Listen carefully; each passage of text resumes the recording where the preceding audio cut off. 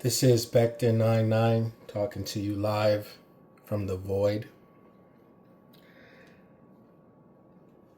So, as a person that's not paid to do movie reviews, just doing them out of the kindness of my heart.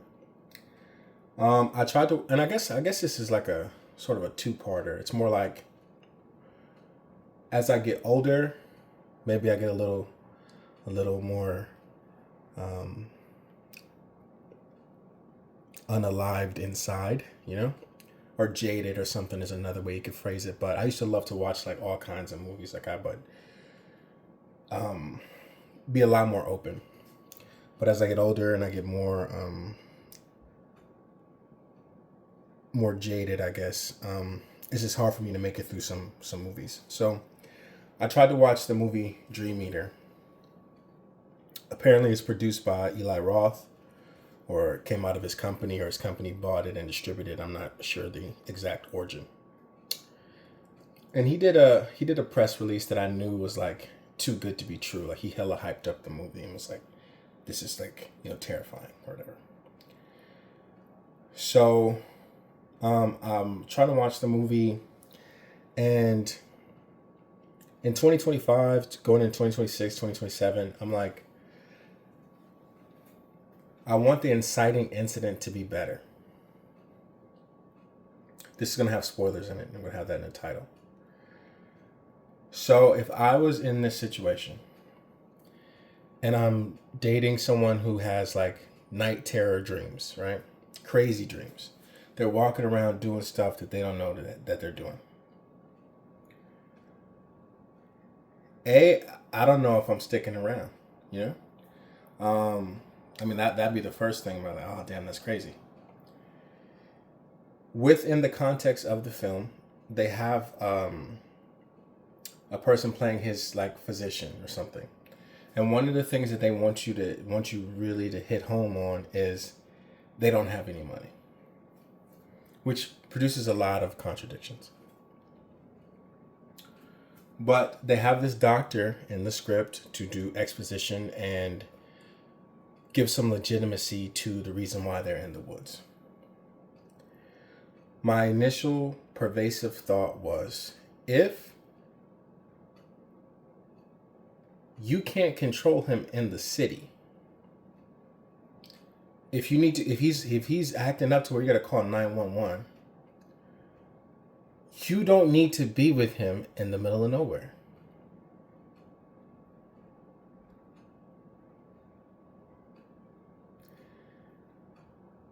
If they have crazy ass night terrors, you might need a taser. Gets out of control, tase his ass.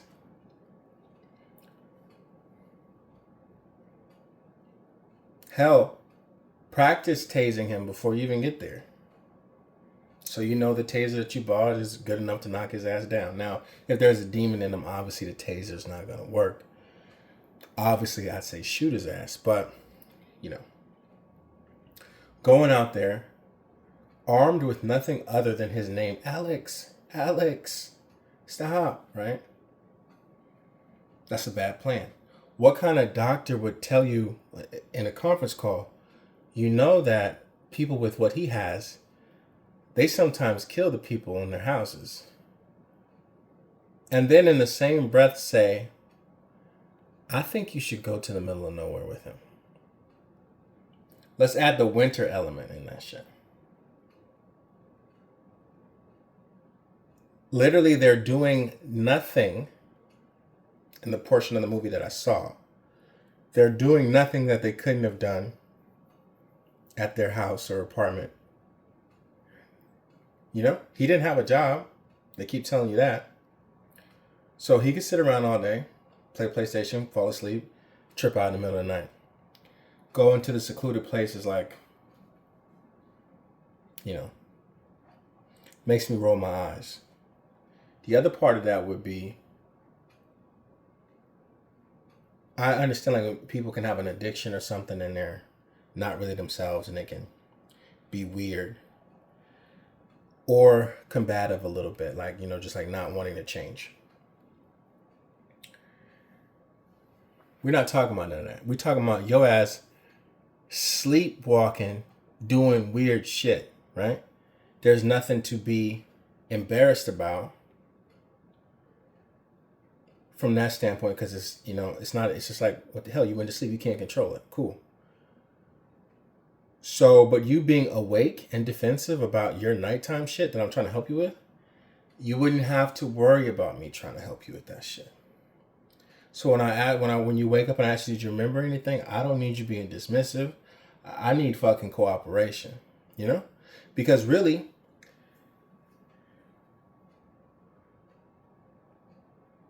he could go to the cabin by himself, sleep in the living room, sleep wherever, walk around, put some cameras up, and she'll get the same footage. She doesn't have to expose herself to be near him. She does for the plot and for whatever, but in reality, the same quality of footage she's getting, all she's doing is walking behind him and saying, hey, Alex, come on. No. And eventually, all that shit made me say no, because it's like, bro, they could have made his attitude a little better. Like I said, I understand the angle of when people are detoxing or doing different things, they can be a little feisty, or they can not like their diagnosis from the doctor. It makes them sad or something. But nigga, you just having night terrors, you know? And you don't even have a job. Like, so like I can see, like, if you couldn't sleep and then you had to go to work, you could be, you know, agitated. You wake up and ain't gotta be nowhere. And then you talking about y'all broke and y'all ain't got no money. Go back to work. No, I don't want to. So I think that's really there. I guess that's really there. All there is to say is that I don't have a problem with found footage movies. I understand the appeal of making a quote unquote horror movie, because it's, you know, it doesn't cost much. You don't really need, you know, in certain cases you don't really need too many crazy special effects or whatever. You can just do whatever. You can have a minimal cast, you know, you can make some profit, and then maybe it leads you to a better movie, you know, if you're on the production side. But this film led me to, I hope this leads me to a better movie, because I don't want to see this movie again, this particular movie. So whatever happens in the film, it's on them, you know? It's on the obviously it's on the script writers, but the characters were stupid. You can't get, I'm not going out there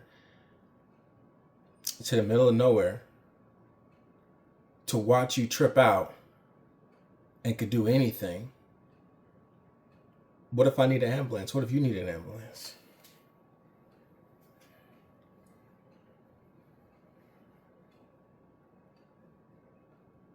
What are they doing? You know, for the purposes of the movie, to make it more isolated, it's during the wintertime. Why are we going to the snow in the wintertime in a context that's like, A, not fun, and then B, you getting like a shitty cabin, you know? Like, it's not like they're going to Aspen for the winter, or, you know, wintering somewhere cool with the snow patrol and, you know, all kinds of shit, you know what I'm saying? Just like, what if a snowstorm happens there? So for me, it's just, there's just a lot of contrivances to get them there. And then the dude's attitude is crazy. And not like, it's like, it's overbearing enough to piss me off, because I'm like, you know, I'm not going to try to help you at that point. Like, you know what? Yeah, this is kind of stupid. Let's go home. You know, and when we went home, I'd be getting my bag and I'm leaving. Like, good luck with that, man. Hope you don't kill yourself at night, you know? And that's it. You know, I don't think you should abandon, every circumstance is different, you know, but at a certain point, people can love through, you know, illness and, you know, bad times or whatever, but at a certain point, the other person has to make it sort of worth it. And in this situation, it's like, nigga, you just, damn, I keep saying the N-word in my reviews.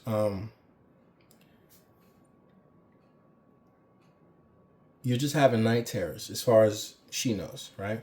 Like going into the situation, we don't know the supernatural, we don't know what's going on. Calm down, you know? The guy's attitude needs to calm down, bro. You're not doing some crazy shit. Your life's not that bad, you know? For you to wake up and not want to talk about it or not want to talk to the doctor or not want to do nothing. He's acting like an addict, but with none of those sort of chemical dependencies. It's just your mind or your attitude, really. So that's it. Back to now.